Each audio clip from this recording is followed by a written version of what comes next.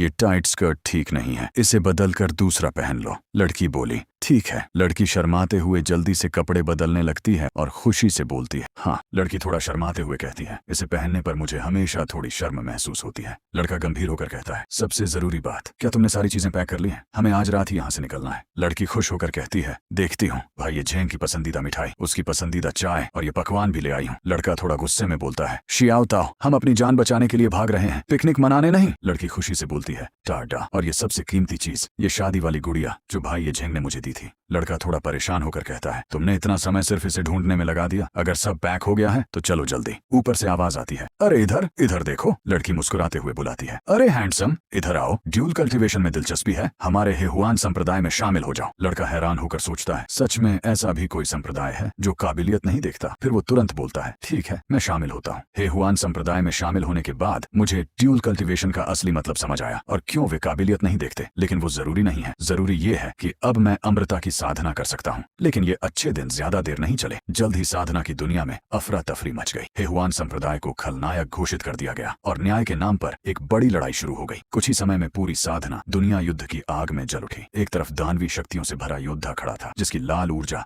आसमान को चीर रही थी, और दूसरी तरफ धर्म के नाम पर लड़ने वाला तलवारधारी जिसकी शक्ति चमक रही थी। दोनों के बीच टकराव इतना भयानक था कि आसपास की धरती भी कांप उठी। अब ये लड़ाई सिर्फ ताकत की नहीं बल्कि अस्तित्व की बन चुकी थी। जलती हुई दुनिया के बीच एक अकेला लड़का खड़ा था, वही लड़का जिसे सबने कभी बेकार समझकर ठुकरा दिया था। एमसी मरने ही वाला था, पर एक लड़की ने बचा लिया। पहली बार सुकून मिला और उसने कभी पीछे मुड़कर नहीं देखा। अब वो सुकून से जी रहा था। पीछे से आवाज आई, भैया ये झेंग, खाना तैयार है। एमसी हल्का मुस्कुराया, वाह, आ रहा हूँ। और पहली बार वो सच में खुश था। अचानक उस पर जबरदस्त दबाव पड़ा, ये स्पिरिचुअल प्रेशर। उसका शरीर हवा में उछल गया, जमीन तक टूटने लगी, और उसी पल उसे समझ आ गया वो अब किसी बड़े खतरे में है। दो भयानक ताकतें टकराईं, गोल्डन सेक्ट का अवतार वर्सेस काला सर्प। आसमान तक कांप उठा। तब उसे समझ आया, इस युद्ध से कोई नहीं बच सकता। वो चिल्लाया, शियाओ ताओ, जल्दी सामान बांधो, हमें आज रात को ही निकलना होगा। उसके दिल में बस एक ही ख्वाहिश बची थी, अब मुझे अमृता की साधना नहीं चाहिए, मैं बस शियाओ ताओ को इस खून खराबे से दूर ले जाना चाहता हूँ और बाकी जिंदगी उसके साथ शांति से बिताना चाहता हूँ। घने जंगल में वो भाग रहा था, एक हाथ में सामान, दूसरे से शियाओ ताओ को पकड़े। मुझे कसकर पकड़ो, छोड़ना मत। वो शर्मा गई। आज भैया भी शर्माए, और डर के बीच एक छोटी सी मुस्कान जन्म ले गई। शियाओ ताओ हंसते हुए बोले, भाई ये झेंग आज तो शर्मा रहे हैं। ये झेंग तुरंत बोला, मैं नहीं, चलो जल्दी चलते हैं। रात गहरी होती गई। फिर उसने धीरे से पूछा, क्या हम कभी घर जाएंगे? ये झेंग मुस्कुराया, जब तक हम साथ हैं वही घर है। मेरा नाम ये झेंग है और मैं इस दुनिया का सबसे साधारण इंसान हूँ, एक छोटे से सेक्ट का सबसे कमजोर शिष्य। लेकिन यही कहानी है उस लड़के की जो आगे चलकर सब कुछ बदलने वाला है। मेरे पास एक सिस्टम है, लेकिन वो कभी काम ही नहीं करता। हर बार बस एक ही जवाब आता है, 404, इनवैलिड। ना कोई पावर, ना कोई अपग्रेड। मैं इस दुनिया का सबसे बदकिस्मत इंसान हूँ, या शायद अभी तक सच सामने नहीं आया। मेरे पास ना टैलेंट था, ना सिस्टम काम करता था। हर जगह गया, हर दरवाजा खटखटाया, लेकिन जवाब सिर्फ एक ही मिला, तुम योग्य नहीं हो, वापस जाओ। इस दुनिया में काबिलियत ही सब कुछ है और मैं सबसे बेकार था। हर जगह मुझे ठुकरा दिया गया, तुम्हारी जड़ कमजोर है, तुम लायक नहीं हो। यहाँ तक कि दरवाजे भी मेरे लिए बंद हो गए। मैं इस दुनिया में आया ही क्यों जब मैं कुछ कर ही नहीं सकता? लेकिन शायद किस्मत अभी खत्म नहीं हुई। अगर मैं इस दुनिया में आया लेकिन कुछ बन ही नहीं सकता, तो फिर आने का मतलब क्या था? क्या मैं सच में इतना बेकार हूँ, या अभी मेरी असली ताकत छुपी हुई है? रुको, कोई आ रहा है। ये प्रेशर इतना खतरनाक। वो है जेड मेडन सेक्ट की मास्टर, गोल्डन कोर रेल्म की बाइनिंग बिंग। अब यहाँ कुछ बड़ा होने वाला है। क्या उसे यहीं खत्म कर दें? बस एक आदेश और वो मर जाएगा। लेकिन इतनी आसानी से नहीं, कुछ तो गलत है। रुको, कोई भी हमला नहीं करेगा। ये मामला अब मेरे हाथ में है और बिना वजह खून बहाने की जरूरत नहीं। क्या ये हमला इतनी तेजी से मैं देख भी नहीं पाया? ये कौन है इतना खतरनाक?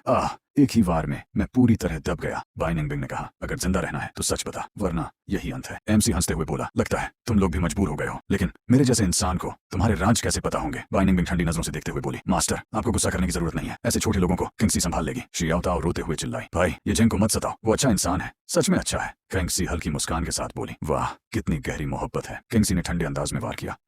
शियाओ ताओ दर्द से तड़प उठी। एमसी जमीन पर गिरा। उसकी आंखों में आंसू थे, लेकिन अंदर गुस्सा उबल रहा था। बाइनिंग बिंग बोली, प्लान बता, जान छोड़ दूंगी। चिंगसी बोली, मास्टर इसे मैं संभालती हूँ। बाइनिंग बिंग बोली, ठीक है। शियाओ ताओ रोकर बोली, भाई ये झेंग को मत सताओ। फिर चिंगसी ने शियाओ ताओ को मार दिया। ये झेंग चिल्लाया, शियाओ ताओ। ये झेंग चिल्लाया, क्यों? इसका उससे कोई लेना देना नहीं था। ये झेंग गुस्से में, तुमने उसे क्यों मार दिया? चिंगसी बोली, हेहुआन सेक्ट से जुड़ी औरत को मारना ही सही है। चिंगसी ठंडे अंदाज में, एक आखिरी मौका, अब भी नहीं बोली। बोला तो। ये झेंग थूकते हुए, छे ये झेंग गुस्से में, ये कैसी बेकार बात है। ये झेंग बोला, मुझे कुछ पता भी हो फिर भी तुम जैसी को नहीं बताऊंगा। चिंगसी ने सीधा मुक्का मारा। ये झेंग दर्द में चिल्लाया, आह! ये जंग, तुमने शाओताओ को क्यों मारा? विलन गर्ल, ये हेहुआन सेक्ट का नियम है, उसका मरना तय था। ये जंग, चाहे पता होता तुम जैसी को कभी नहीं बताता। ब्लॉन्ड गर्ल, बस अब खत्म। ये जंग गुस्से में, धार्मिक दल की कमीनी। मास्टर बोली, शिष्यों याद रखो, बुराई मिटाने के लिए कभी कभी कठोर कदम जरूरी होते हैं। ब्लॉन्ड डिसाइपल, शिष्यों समझ गए। विलन गर्ल, मर जा बेकार कचरा। ये जंग गुस्से में बोला, बाइनिंग बिंग शनचिंगची। ये जंग आखिरी सांस में बोला, अगर अगला जन्म हुआ। ये जंग गुस्से में बोला, तुम में से एक को भी मैं जाने नहीं दूंगा। सिस्टम डिंग, होस्ट की तीव्र भावना डिटेक्ट हुई। सिस्टम एक्टिवेट होने वाला है। सिस्टम चेतावनी, होस्ट मरने वाला है। एरर एरर, सिस्टम रिपेयर हो रहा है। हेहुआन सेक्ट का फ्रंटलाइन गार्ड, अभी जिंदा हूँ? क्या मैं पहले ही मर नहीं गया था? ये जगह कहाँ है? जूनियर भाई तुम जाग गए। ये आवाज, ये तो अच्छा हुआ तुम समय पर जाग गए। अब सीनियर दीदी की हेहुआन तकनीक आजमाओ। जूनियर भाई, ये जब तुम फ्रंट लाइन पर फटे कपड़ों में पड़े थे मैंने तुम्हें देखा था। मुझे नहीं लगा था कि तुम इतनी जल्दी उग जाओगे। आओ सीनियर दीदी तुम्हें चेक कर ले कि अंदर कोई चोट तो नहीं है। ये सीनियर सिस्टर फैंग किंगइन है। इसके साथ डुअल कल्टीवेशन करना मतलब सीधा बर्बादी है। इतनी कम उम्र में ही ये की कंडेंसेशन के दूसरे लेवल पर पहुंच गई है। सीनियर सिस्टर फैंग जल्दी मत करो, अभी युद्ध कैसा चल रहा है बता सकती हो? हमारी बड़ी जीत हो रही है। क्या जूनियर भाई को अभी तक नहीं पता? बाइनिंग बिंग ने कल चोरी से हमला किया था, लेकिन उसे हमारे हेहुआन सेक्ट मास्टर ने पहले ही हरा दिया। हमला करने वाला जेड मेडन सेक्ट पूरी तरह खत्म कर दिया गया और बहुत सारे जादुई सामान, दवाइयां और जड़ी बूटियां जब्त कर ली गईं। वो बाइनिंग बिंग भी बुरी तरह घायल हो गया और सेक्ट मास्टर ने उसे घाटी में फंसा दिया। जेड मेडन सेक्ट हार गया। मैं क्यों नहीं मारा? इतनी भयानक चोटों के बाद तो मुझे पक्का मर जाना चाहिए था, चाहे कुछ भी हो। जब बाइनिंग बिंग पहले से ही इतनी बुरी तरह जख्मी है तो मैं खुद जाकर उसका काम तमाम कर दूंगा। ये क्या हो रहा है? मुझे भागना होगा। जूनियर ब्रदर, ये भागने का सोचो भी मत। अभी तो सीनियर सिस्टर ने अपनी कल्टीवेशन टेक्निक तुमसे पूरी डिस्कस भी नहीं की है। छोड़ो मुझे। चिंता मत करो जूनियर ब्रदर, तुम्हें बिल्कुल भी दर्द महसूस नहीं होगा।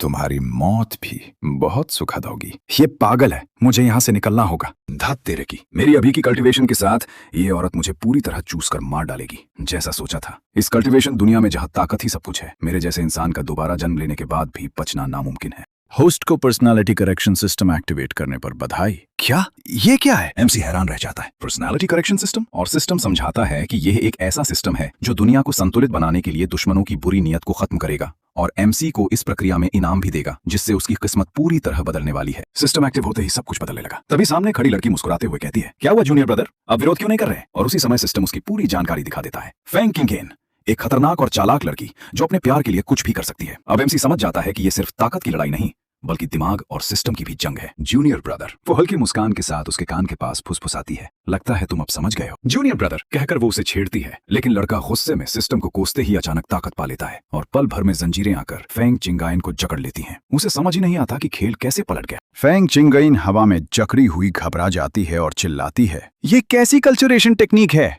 रुको, प्लीज रुको। हीरो सोचता है कि काश सिस्टम थोड़ा पहले आता तो अक्सियंग बच जाता। उसके चेहरे पर गुस्सा और बदला लेने की भावना साफ दिखती है। अचानक एक चमकता हुआ सिस्टम पोर्टल खुल जाता है। हीरो उस पोर्टल में खिंचकर दूसरी जगह पहुंच जाता है। वो खुद को एक अंधेरी जेल जैसी जगह में पाता है और सोचता है, क्या ये जेल है? सिस्टम बताता है कि सभी सेल बंद हैं और कुछ शर्तें पूरी करनी होंगी। आगे बढ़ते हुए वो एक लड़की को बंधा हुआ और परेशान हालत में देखता है। हीरो सिस्टम से पूछता है कि उसे इनाम कैसे मिलेगा। सिस्टम जवाब देता है, या तो उस इंसान को सुधारो, ज्यादा इनाम, या सीधे खत्म कर दो, कम इनाम। लड़की बंधी हुई रो रही है। तभी सिस्टम दो ऑप्शन देता है, या उसे जबरदस्ती बदलो या सीधे खत्म करो। अब फैसला हीरो को करना है।